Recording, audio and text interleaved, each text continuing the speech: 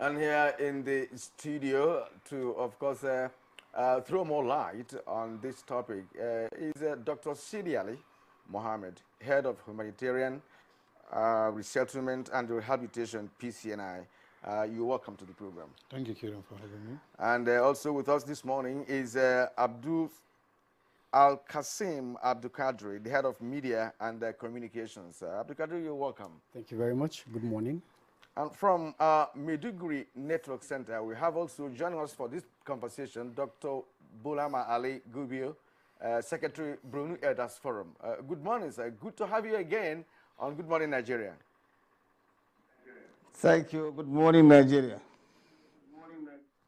All right, gentlemen, let's begin our discussion this way. Before we begin to look at how far this committee has fared in the last 2 years, for a better understanding for our viewers, would like to get at least an understanding of what your mandate is actually, and then we'll begin to look at how far you have been able to discharge your duties. So let's begin with you. What is the mandate of the Presidential Initiative on the Northeast?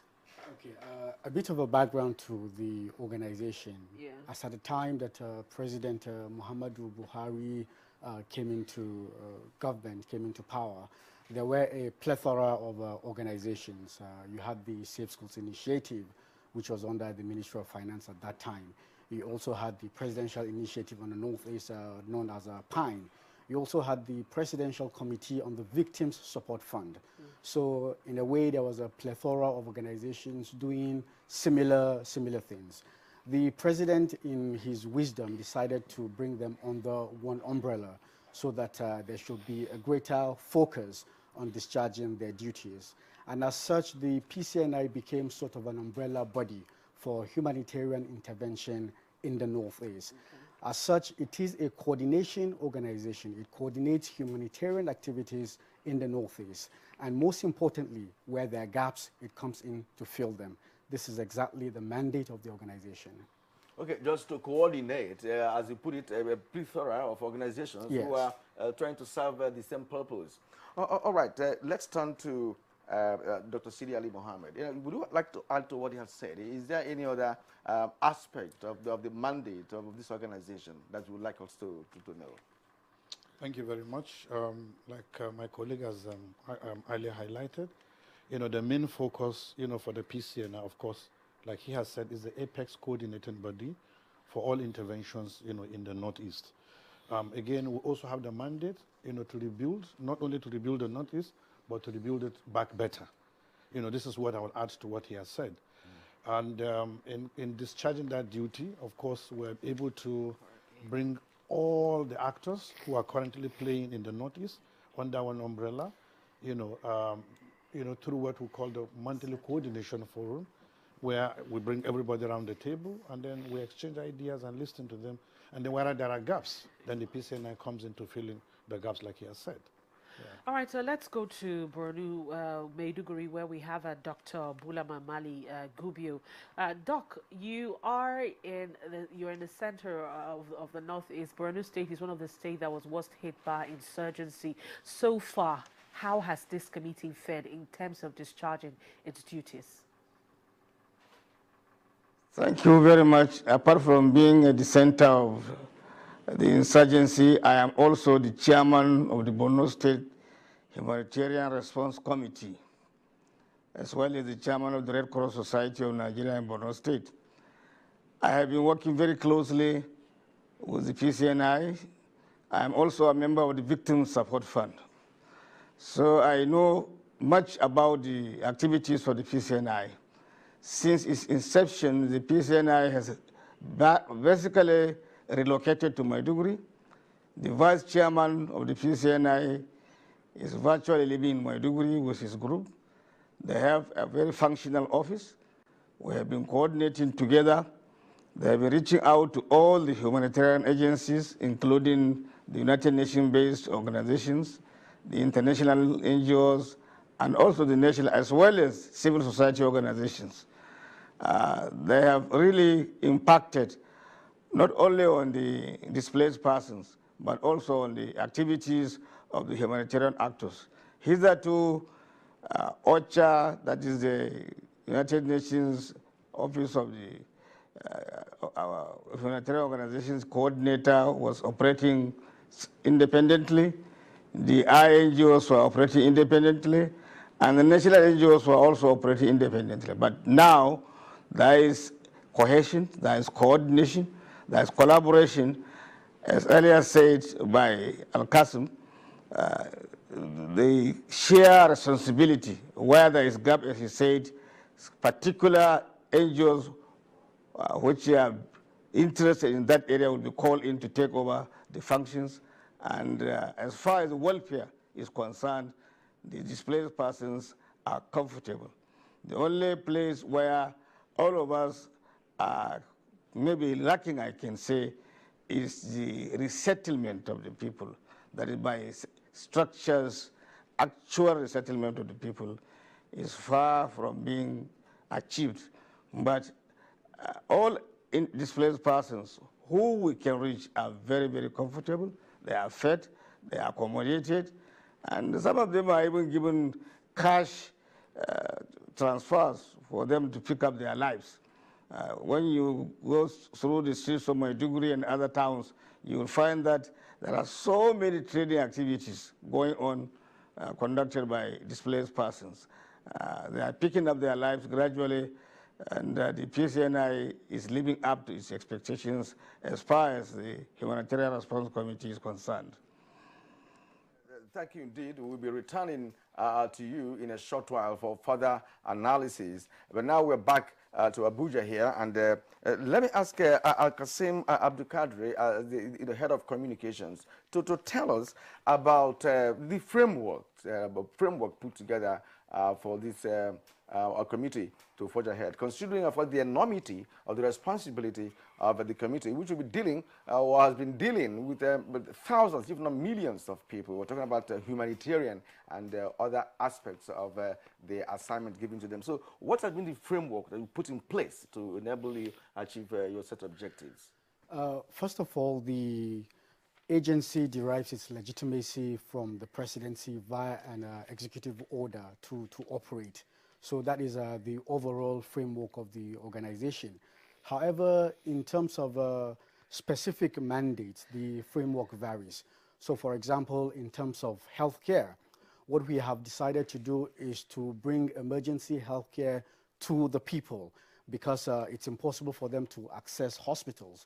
So what we have is that we have designed healthcare outreach programs in collaborations with organizations like ProHealth, which is an outreach medical organization, organizations like Megoje, and also the Yakubu Gowon Center to fight diseases like hepatitis B in the region. So in the terms of healthcare, we try to take healthcare to the people to meet their immediate healthcare needs. In terms of security, we work closely with the military because international conventions say you cannot take people from safety to harm. So we try as much as possible to follow the framework of the Nigerian security agencies. And in returning people, we follow their instructions, and where there is safety, we take people back to those communities. On that education again, we have teamed up with states, educational ministries to retrain teachers. So far, we have retrained thousands of teachers in order to ensure that their psychosocial state is proper for them to be able to return to their schools. In terms of providing textbooks, educational materials, we are targeting this year almost 70,000 pupils and students in the Northeast, and also targeting about 7,000 teachers in terms of providing them with the needed facilities and assessments for them to be able to go back to school. So our framework varies from sector to sector. Talking about peace building, we have also come up with a framework of transitional justice. The combatants need to go back to their communities, but there has to be peace and harmony in the communities. The communities must be ready to accept them back. We are having focal group discussions to ensure that this, when it happens, is seamless. So there are various frameworks based on the various sectors that we are working in at the moment. All right, thank you very much, Al-Qasim Abdul Qadri. Now let's go to Dr. Sidi Ali Mohammed. You are the head of Humanitarian Assistance, Resettlement and Rehabilitation. I'd like to take you up on the comment that Dr. Mali Gubio earlier said in his opening comments. He said in terms of, people being in the camps, having food, welfare being taken care of, that has been awesome. But then the issue of resettlement is where there are challenges. Could you speak to us on that? Thank you very much. On the issue of resettlement, like Al-Qasim has mentioned earlier, in most cases, the military has to give you clearance, okay, or the military will have to say that a particular area is safe for people to return. In the past, we have seen situations where people have returned, and again, they have to be displaced because of security issues. And we have also seen situations where it's a town like Burma, for example. Currently, you have people being taken back to Burma, or people have moved back to Burma. But you realize that within 1-2 kilometer radius of Burma town, it's not safe. People can't even go to farm. So we still have a lot of issues around resettlement. For us to be able to resettle people, like I said, the military definitely has to give us a clearance to say, yes, this place is safe, then you can now begin to bring back people into those. Are there any areas that the military has given clearance so yes, far? there are areas where military have given clearance, and then people on their own, the resilient communities, some people have been able to go back to their own communities. Such people, we have assisted the Borno State government with a lot of non-food items, such as zinc, wood, and all that to help these people, resettle back in their communities. And as we speak, we have a lot of people who are in Cameroon, about 91,000 of them, who are also waiting to be, but you can't bring people back when the area is not safe. So these are the issues around resettlement. First, you have to get clearance to say this place is safe, and then before you can move into. So the major challenge, is still, around issues of security. But otherwise, resettling these people, PCNI is very ready. We have procured large quantities of the non-food, shelter materials, like I mentioned, and willing and ready to get them back to their communities. Okay, so there are still a little bit of security issues in some communities. Well, let's get back to Dr. Bulama Mali Gubio. So I recall that sometime last week we had a program here where you also featured, and you made us to understand that a lot has actually gone in ensuring that Borno State is safe. Well, therefore, you have a direct link with the elders and, of course, the ordinary people. Now, Dr. Sidi Ali had just mentioned the fact that they're having a lot of issues with security in terms of resettlement.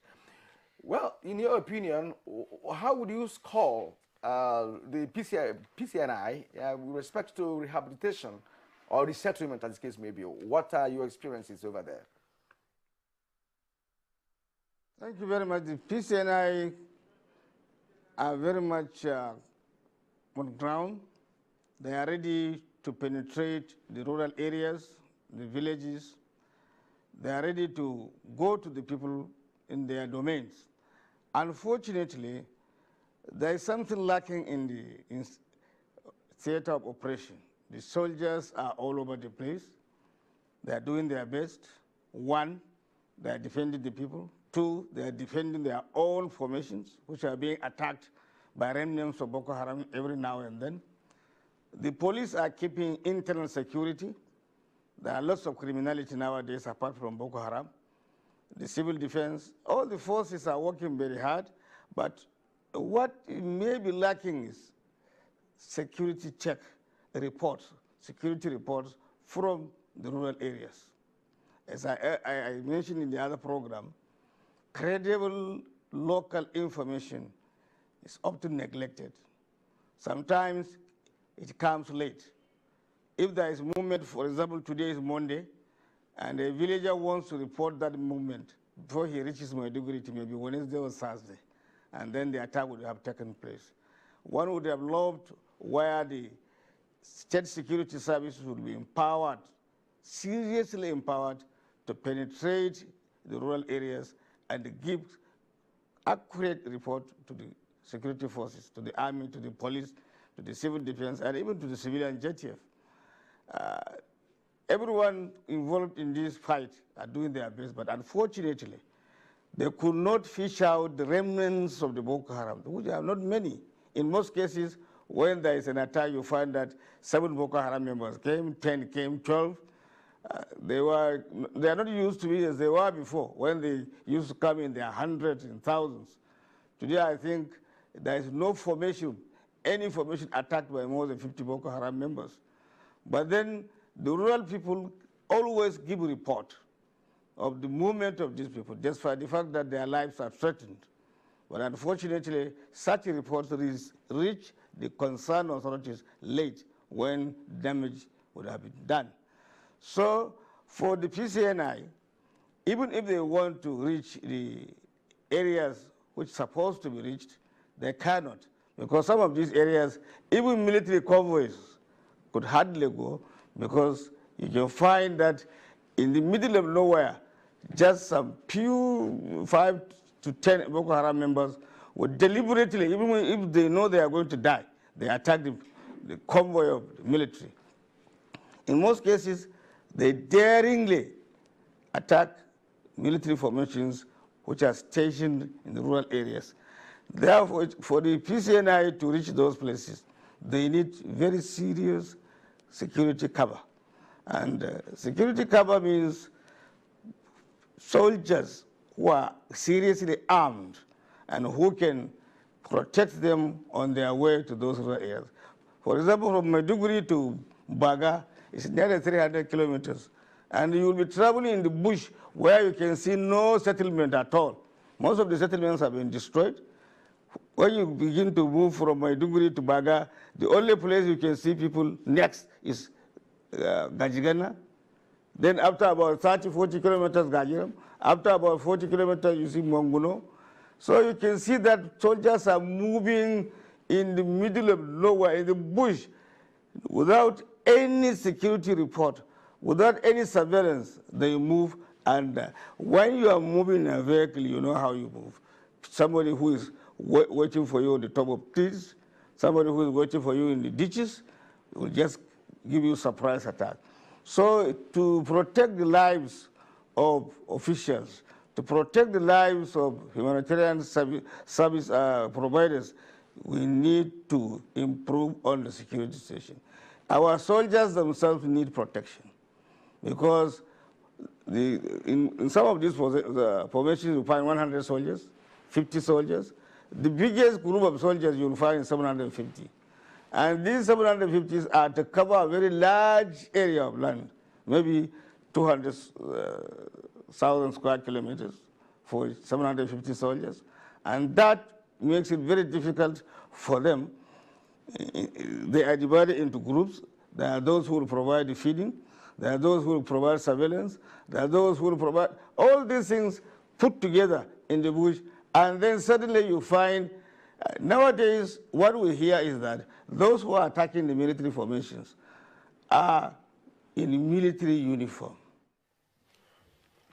All right, thank you very much, Dr. Mali Gubio there. You're highlighting some of the challenges you're having there in the Northeast. I'm sure that, of course, the appropriate authorities are also listening to this, and all of that will be addressed. But then let's get back to Al-Qasim Abdul Qadri. Now, I'm aware that there's a plan that you have put together, and it's called the Buhari Plan. I'd like you to give us more information on what the plan is all about. Have you started to implement it? Is it something you have already started running? If it isn't, or if it is, tell us how far you have gone. If it isn't, tell us what it's all about and how you intend to implement it. The Buhari Plan is a blueprint, okay, and the document came about from assessments of major partners like the NEMA, like state governments, and the RPBA of the World Bank and UN agencies. These are assessments that they have done of destroyed communities, of vocations and occupations that have been lost, of what it takes to rebuild the Northeast in terms of even monetary and financial terms. So this plan was all coalesced together to come up with the Buhari plan.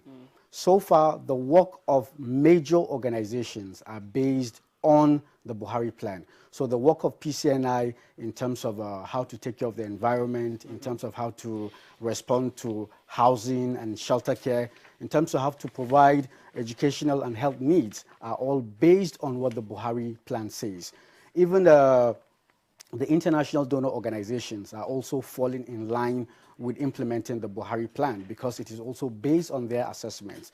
Other organizations like the Victim Support Fund are also implementing their programs on an annual basis based on what the Buhari plan says. So at the moment, I will say that we're focused on implementing the Buhari plans, and we are going through it on a page-by-page basis of implementing the plan. How long is this plan?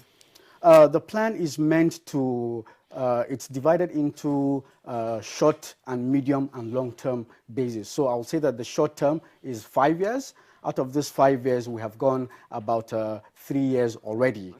And the medium plan is about 10 years, while the long-term plan is about 25 years in terms of rebuilding the entire region of the Northeast. Okay, well, that's it sounds good, brother. You know, it's a good plan. Since it has a short-term, medium-term, and long-term, so that's also indicates that that there's room for sustainability along the line. You know, we've always said that with the extent of damage that has been done there, you know, some people think it's just something that would be done in 2, 3, 4 years. It's not. We're talking about thousands millions of people, not millions of people, yes, displaced. Thousands of homes too. All right. In your initial comment, Dr. Sidial, you mentioned that PCNI is an umbrella body coordinating other organizations, for the same purpose, right? What I want to ask here is what level of or what kind of collaboration that is existing, because those organizations are still in existence, though controlled by you, as the case may be. Now, are there specific assignments, given to those organizations working with PCNI? Thank you very much. Let me quickly mention that most of the organizations that are currently, playing in the Northeast are kind of specific. Some are into health, some deal with education, some deal with, infrastructure and all that. We have what we call the sector working groups, where, for example, we have the health sector working group. So anybody who is working under health, goes under that umbrella. Okay. They have a forum where they meet, and then we know who is where and doing what and when. So that way, if there are gaps, PCNI will be able to come in and fill in those gaps. This allows us to avoid duplication, in the midst of scarce resources. So if you have there's another one we call the WASH, which has to do with water, sanitation, and hygiene sector.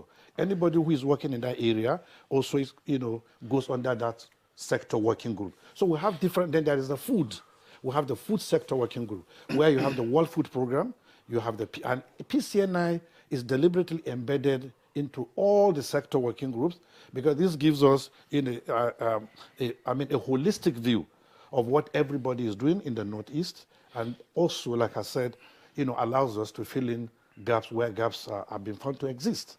And even in the formation of the committee, the PCNI committee, the government deliberately, constituted a committee having in mind organizations like NEMA, organizations like NOA.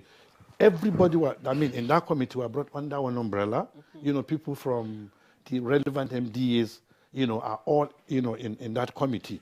So that in our coordination function, we make sure that we have the relevant, organizations, embedded in the committee. So in the various sector working groups, like I mentioned, we are embedded, and that is the way we know what is happening in the Northeast and where there are gaps, and then we try to fill in those gaps. All right, tell us something. Are there blind spots, or are there areas that are posing a challenge to your mandate or fulfilling your assignments? Yes, there are a lot of areas, but just to mention, like I said, coordination is something that is very difficult. While we try all this to be able to coordinate everybody, we still have people who want to work in silos because maybe for various reasons, known to them. Because I always find it very difficult to understand when you say you are in the Northeast to help the people of the Northeast, and we say to you, this is an umbrella body, we can all come together, for the same purpose, but some people or some organization, for whatever reason, want to work on their own and claiming maybe the mandate they have. I give you an example of ICRC, for example, and MSF. These are organizations that... ICRC, that's International Red Cross. Yeah. They say to you that the kind of work we do, we can go anywhere, anytime we want. They do not necessarily have to report to you. They don't necessarily have to key into what you do, because their mandate allows them to do whatever they want. For example, they don't even need military cover to go into, to those communities. Whether it is, because the mandate they have allows them to attend to anybody, whether it is Boko Haram or it is ordinary civilian, because that is the humanitarian assignment they do. It doesn't say that you cannot treat your enemy. As far as they are concerned, all humans are the same, and therefore they need those assistance. So this kind of organizations are posing a kind of difficulty for us, in terms of coordination, because they tend to operate in silos outside whatever arrangement you have. Yeah. So this is one of the challenge. Another challenge again, of course, which is general issue across Nigeria, which everybody is aware, is the issue of resources. I give an example. In a year, for example, PCNI proposed about 100 and something billion, for the resettlement, rebuilding the Northeast. But what we get in the budget is maybe about 45 billion. But again, budgeting does not also equate to release. Okay. So you get 45 billion as budgeted, but maybe at the end of the year, you end up with maybe 10, 15 billion. So funding is still also an issue. Yeah. Okay. Rhoda, we may have to return to Bulama in Maiduguri. So let's ask you this. That some states actually make up the northeast of Nigeria, meaning that so many communities have been affected during the heat of the insurgency. Now, could you give us an overview of what you believe has been the impact of PCNI in those states and communities? This is in terms of a direct impact on families, individuals, and of course the entire state. The direct impact of the PCNI, as I said earlier, is taking care of the welfare of the people. The people are no longer hungry. They have all the human needs in terms of feeding, accommodation, Medicare, and even some form of education in the camps. Coming to what Malang Sidi Ali Srajo said, he is too modest in his report about the non-governmental organizations and their behavior. In fact, PCNI cannot claim to effectively coordinate the international organizations, the UN organizations. They are independent and they don't want to collaborate directly with anybody. They can come for a meeting, they can come for collaboration, they will attend to all forms of gatherings, but outside that, they operate independently as they wish. And they will never tell you, for example, we have the Borno State Humanitarian Response Committee. We have lots of guidelines for the organizations, but they blatantly refuse to cooperate with any government set up organization to coordinate their affairs. They have their own coordinating bodies, and even their own coordinating bodies are just there in name, but not to tell you exactly what they are doing. For example, the organizations he met, they are talking about neutrality, the principle of neutrality. That is the Red Cross principle of neutrality. Neutrality is where two countries are fighting a war. Then you can be neutral. If it is a civil war, you can be neutral. If it is communal clash between two communities, you can be neutral. But not when the entire community don't know who is attacking them. They have not offended anybody. They have not opposed Boko Haram. They have not even a stick to fight Boko Haram. They don't know where Boko Haram is. They don't know who is the leader of Boko Haram. And they are being killed. Their communities are destroyed. And you say they are equal partners. And then you become neutral. How can you be neutral between the masses who are dying in the northeast and the Boko Haram who are hiding in the bush, striking and killing them, running back to their hideouts. They are not equal partners. They are not opposing parties. It is a group of criminals killing innocent people. Therefore, for the ICRC or any other organization or Doctors Without Borders to say that Boko Haram and the people are equal partners and they will be neutral, it is misnomer. It is not. That principle of neutrality should be re-examined by the ICRC, by the Doctors Without Borders, and any other organization that is carrying out this neutrality principle should look into this matter seriously again. Because the ordinary person in the villages of Adamawa or Taraba or Yobe or Borno doesn't know why Boko Haram is killing him. He doesn't know why Boko Haram is attacking their community. And he has no say whatsoever. Even if the leader of Boko Haram is sitting in front of him, he doesn't know. So how do they become equal partners? So as I'm saying, this issue of neutrality, this issue of performance of NGOs, it actually is not well coordinated because they don't want any coordination. They don't want to divulge what they are doing. And we know that the money they are spending is not their money. Most of the money they spend comes from the World Bank and some rich countries through the USA, the UK aid, the Canadian aid, and others. And they are just like contractors, collecting money from those organizations for the welfare of the people of the Northeast. And if that is the case, the entire community should be involved in what they are doing, particularly the traditional authorities, the elders, the ulama, the people themselves should be involved in what they want and what they don't want. But what they do is they give the people whatever they feel they can give the people. And nobody can ask them questions. What are you doing? If you ask that question, then you will not see them again. You give them all forms to feel that this is their area of operation. We give them areas of operation. I am the coordinator in Borno State, and we have assigned areas of operation to all the NGOs. Some of them, they go beyond the areas of operation on their own volition. And sometimes they cause some minor crisis between themselves and the traditional rulers. There were cases where we had to intervene seriously to settle quarrels between district heads, village heads, and NGOs.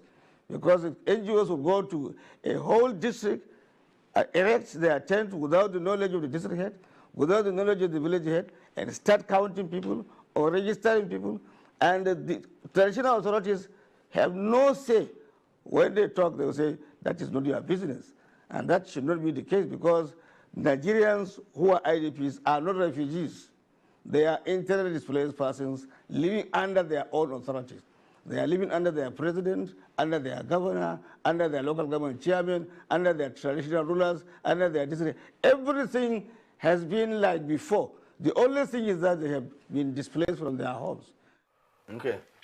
All right, thank you very much, Dr. Mali Gubiu. Actually, you haven't spoken to the issue that Kieran was actually talking about, and that's the issue of, if you had any data as to families that have been resettled. But obviously, let's see if we have time, we'll get back to you on that. But I would like Dr. Abdulkadir to actually speak to the issue of, more funding in terms of getting more support and synergy from stakeholders. What would you like to see? The good thing about it is that we're beginning to see a greater cooperation in terms of funding. Okay. So, for example, last week the Islamic Development Bank partnered with us to reach about 10,500 households in the Northeast, in Borno, in Adamawa, and Yobe, with food items. So the idea is that this is an international financial organization partnering with us to be able to reach households. And in reaching these households, you have been able to impact at the minimum 7 people, because this is a number that makes up a household in the Northeast. And what that does is that we are now beginning to get international cooperation.